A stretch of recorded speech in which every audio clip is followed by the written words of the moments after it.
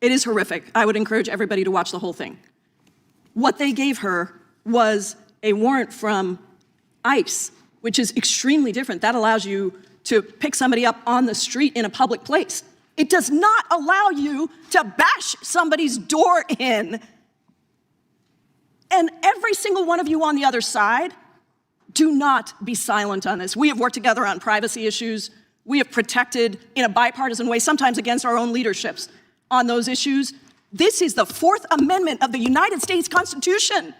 And the Judiciary Committee should be looking at this. Do you want to give absolute impunity to these ICE agents, these Border Patrol agents, to use fraud, to use anything that they say, to go after your constituents, to bash in the doors of your constituents with... This may look like a routine immigration fight, but it's actually a test of how far government power can stretch before the Constitution snaps. What's really being tested here is whether enforcement agencies are still bound by the same legal restraints as everyone else. This raises broader questions about due process, privacy, and the limits of federal authority inside American communities. In this video, we'll break down how a bill meant to target fraud has become a flashpoint over constitutional rights and who decides when the law still applies.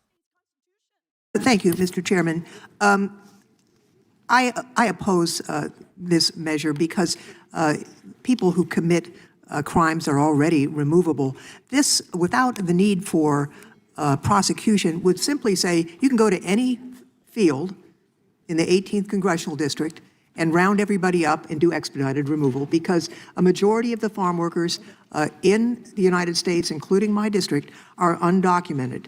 And a majority of those undocumented workers have been here more than 10 years. So we've already got a crisis in the ag world. There have been news accounts in Central California about farms that are unable to have their crops harvested. The crops are rotting in the fields because people are afraid to come out and pick the crops because of the enforcement activity that's already going on. This bill would make that crisis even more acute. Now, we have a bipartisan bill, the Farm Workforce Modernization Act, that has passed the House of Representatives twice with bipartisan support. Not only does it streamline the H-2A program, it was supported by hundreds of agricultural employers and was also worked on by the United Farm Workers Union. Both groups endorsed the measure. It expands the H-2A program. Not only does it streamline it, but it allows certain industries that have been excluded, for example, the dairy industry, to utilize the program, and it also provides for transition to legal status for the undocumented workers, first to a certified agricultural worker status, and then at the option of the immigrant to apply for legal residence after a period of time as an ag worker, or they can stay as an ag worker. That is something that we should take up again and pass. And as I mentioned, I think at our last hearing, our late colleague Doug LaMalva was one of the individuals who worked very hard on the bill and brought a farmer's perspective so that we could have a measure that would really work. So I would like to mention that that bill has been reintroduced in this Congress. We're hoping that the Senate can get organized and move it forward, and it would solve a lot of problems. This bill, however, would aggravate an already very serious problem. And I just would like to mention, while we're talking about this bill, what we're not talking about is the need to have oversight on the activities that ICE officers are engaging in communities across the United States. I think we all saw the video of the killing of the mother in Minnesota. It was so upsetting to see that. But I'm also seeing now videos of ICE agents going door to door and breaking into homes without warrants. I mean, a measure of how serious you are about the Constitution is to imagine if these were your constituents that this was happening to.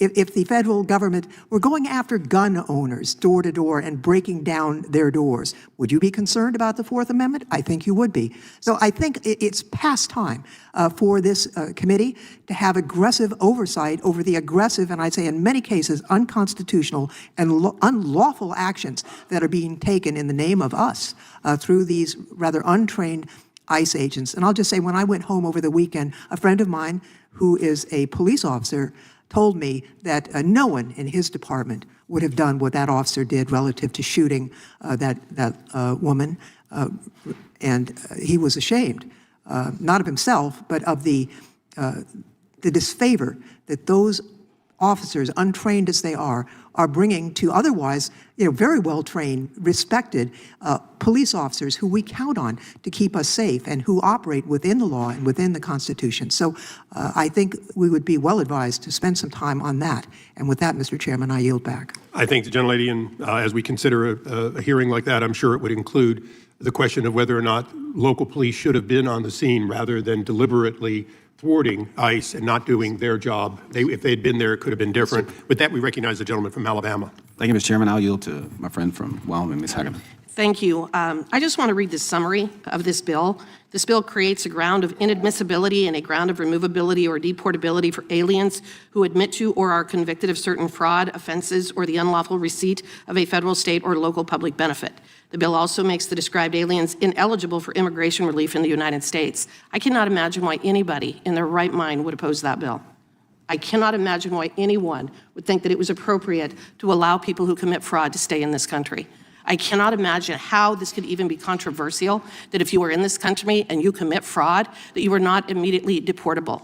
I also want to note that it is legal to own guns in the United States of America. It is illegal to commit fraud. That's the difference between the two.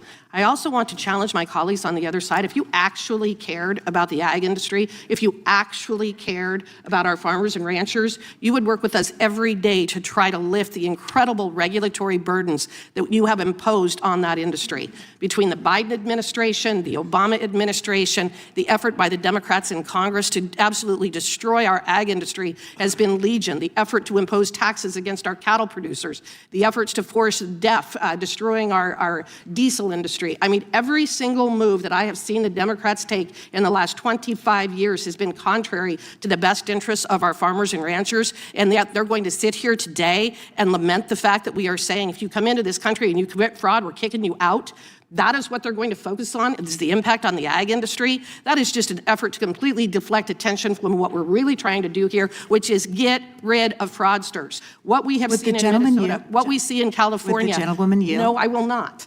What we have seen in California, what we see in Minnesota, what we have seen from these various fraudsters, what they are doing to our country. I was just meeting with an Indian tribe trying to find a way to resolve a long-standing water dispute that is going to cost hundreds of millions of dollars, and we have numerous of those situations in this country where we need to resolve long-standing water disputes and reserved water rights. And you know what? We don't have the money. The country doesn't have the money to resolve those matters and address those needs on those reservations because you have people in Minnesota and California and others who are here who have defrauded our government to the tune of tens of billions of dollars. How could it be anything but common sense to require or to force somebody who commits fraud in our country, steals from our taxpayers, steals from our farmers and ranchers, steals from our farmers and ranchers, steals from our ag industry, steals from other people? Why in the world would you want to keep them in this country? Why in the world would it not be automatic to deport them and get rid of them? With that, I yield back. Would the gentleman further yield?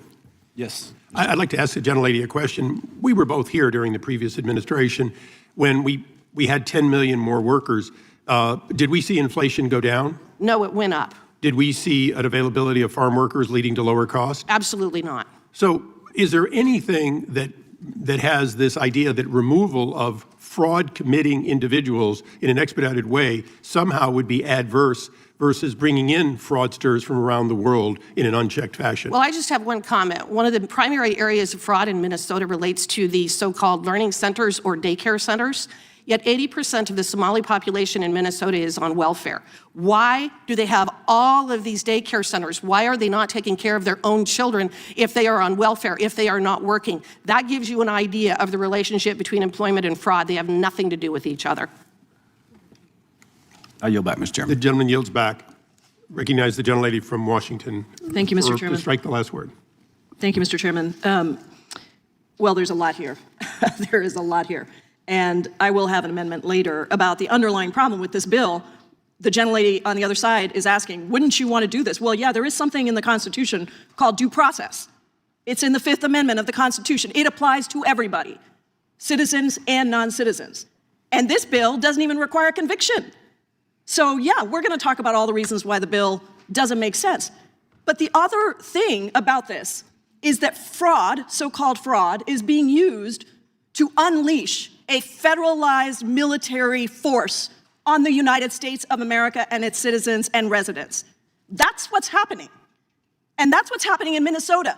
2,000 ICE and Border Patrol agents in the state of Minnesota, supposedly under all this fraud and these terrible people that are doing terrible things. Minnesota has one of the smallest populations of undocumented immigrants, by the way. It's only 100,000 people. And most of the people that are in Minnesota are US citizens, 60% born in the United States, green card holders, people who are here because the United States of America is supposed to be a nation of immigrants. And what is happening right now in Minnesota is stunning to me. And I wish that Chairman Jordan were here in the room because we have worked very closely on issues of civil liberties, privacy, protections. And I'll remind you of another amendment of the Constitution that applies to citizens and non-citizens alike, and that is the Fourth Amendment. The Fourth Amendment says that you can't go battering your way into somebody's house without a warrant from a judge. That is about privacy protections for every single person in the United States of America. And so I want to play a video right now of what we just saw in Minnesota. It is horrific. I would encourage everybody to watch the whole thing. What they gave her was a warrant from ICE, which is extremely different. That allows you to pick somebody up on the street in a public place. It does not allow you to bash somebody's door in. And every single one of you on the other side, do not be silent on this. We have worked together on privacy issues. We have protected in a bipartisan way, sometimes against our own leaderships on those issues. This is the Fourth Amendment of the United States Constitution. And the Judiciary Committee should be looking at this. Do you want to give absolute impunity to these ICE agents, these Border Patrol agents, to use fraud, to use anything that they say, to go after your constituents, to bash in the doors of your constituents without a warrant? Does anybody on that side want to stand up and defend that? Does anybody want to stand up and defend going against the Fourth Amendment of the Constitution of the United States? Because that is what you saw. You can look at that video, you can look at that paper that was presented to that woman. The gentleman, and that paper was not, you have your time, you can claim it now, that paper was not a warrant that allowed anyone to bash in the doors. Time has expired. And that is why I hope that this committee will take this up in a serious way. I yield back. Okay, I see no one else seeking recognition. Do you have an amendment, as I understand? Oh, I'm sorry. The gentleman from California is recognized next to strike the last word. Mr. Chairman, first I remind... In that moment, when Representative Pramila Jayapal said the words, "I want to play a video right now," and then showed Congress what had just unfolded in Minnesota, the room stopped being a debating chamber and became a courtroom of conscience. A piece of paper was held up, a door was shown being forced, a family was confronted, and suddenly the abstract language of enforcement collided with the physical reality of a home being entered without a judicial warrant.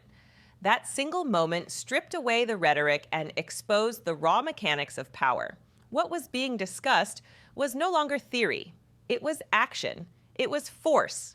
And it was the government standing at a door it did not have legal authority to open. Jayapal did not just play a video, she presented evidence. She showed that the document ICE agents used was not a court-issued warrant, but an internal administrative form. Something that permits an arrest in a public space, not entry into a private home. That distinction is not technical, it is foundational. The Fourth Amendment does not exist to make government work easier. It exists to make liberty harder to violate.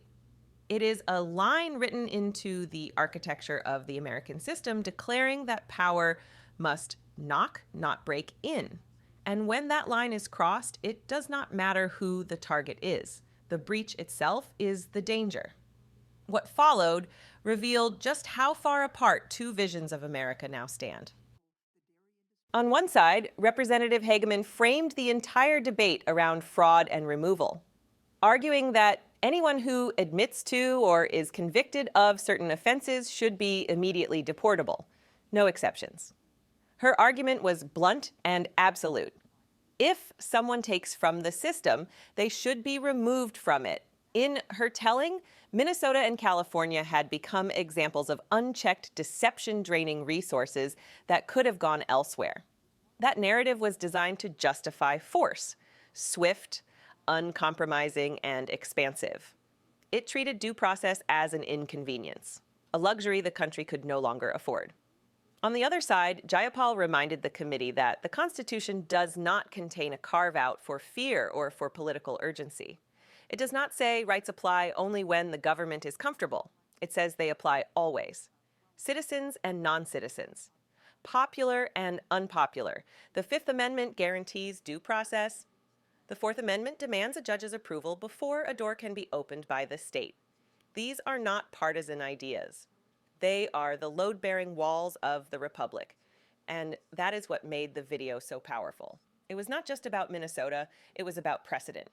Because once administrative paperwork is allowed to replace judicial warrants, once internal agency forms become keys to private homes, the rule of law is no longer enforced. It is bypassed. Jayapal's question echoed through the chamber. If this can be done to one family under the justification of fraud, what stops it from being done to anyone under any label the state chooses? This is how liberty erodes.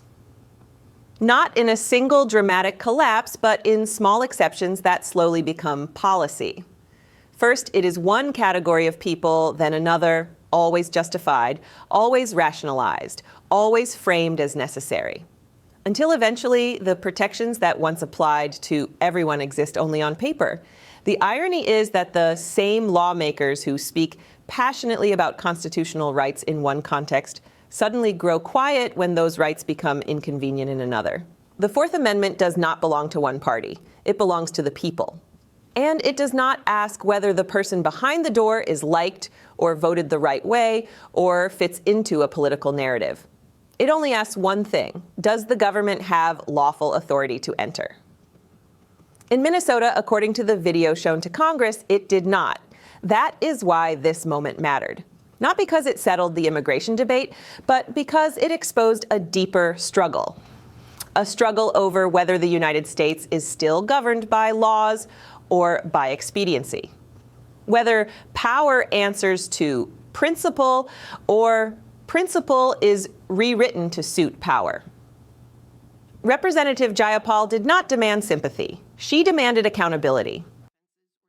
She challenged her colleagues to look at the footage and say, out loud, that it was acceptable for agents of the state to cross the threshold of a home without a judge's permission. And the silence that followed was its own verdict, because defending the Constitution is easy when it is popular. It is harder when it is inconvenient. But it is only in those hard moments that it truly means anything. This hearing was never just about one bill, one raid, or one argument. It was about whether America still remembers what the Constitution was written to prevent: the concentration of unchecked power in the hands of the state. It was about whether rights still have force when fear enters the room. And it was about whether lawmakers will choose principle over political advantage when the cameras are on and the pressure is high. The doors shown in that video could belong to anyone. That is the point. Liberty is not something you defend only when it benefits you. It is something you defend because without it, no one is safe. If moments like this matter to you, if you believe that truth should be shown, not buried, then stand with us. Subscribe to Liberty Report USA. Support our work to expose the truth.